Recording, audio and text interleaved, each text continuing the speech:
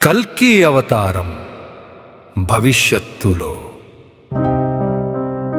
భక్తుల రక్షణ కథ. భవిష్యత్తులో లోకంలో అవినీతి, అహంకారం, దుర్మార్గం ఎక్కువైపోతాయి. నిజాయితీ, ధర్మం, భక్తులు చాలా తక్కువగా ఉంటారు. ప్రజలు భక్తులు అన్యాయం, పాపం వల్ల బాధపడతారు.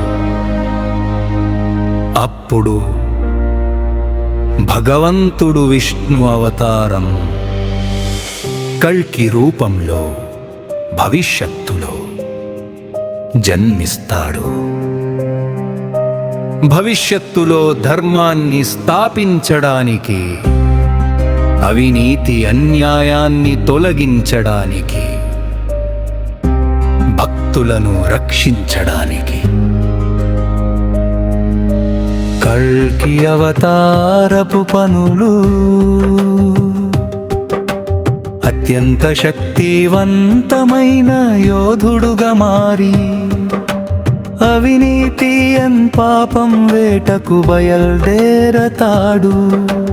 ధర్మాన్ని సత్యాన్ని భవిష్యత్తులో స్థాపించడంలో కీలక పాత్ర పోషిస్తాడు.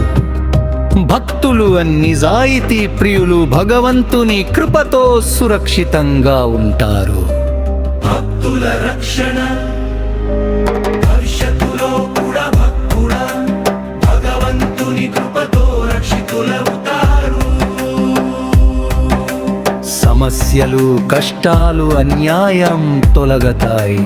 భక్తియ ధర్మం ఎల్లప్పుడూ శక్తివంతం. అవినీతి, అన్యాయం ఎక్కువైన భగవంతుడు ప్రత్యక్షమై భక్తులను రక్షిస్తాడు. నిజాయితీ అందం భవిష్యత్తులో కూడా భగవంతుని కృప పొందటానికి మార్గం. భవిష్యత్తులో భగవంతుడు కల్కి అవతారంలో మారి అవినీతి పాపం ఉన్న లోకాన్ని శిక్షిస్తూ భక్తులను రక్షిస్తాడు. మనం కూడా భక్తితో ధర్మంతో ఉంటే భగవంతుడు ఎల్లప్పుడూ మనతో ఉంటాడు.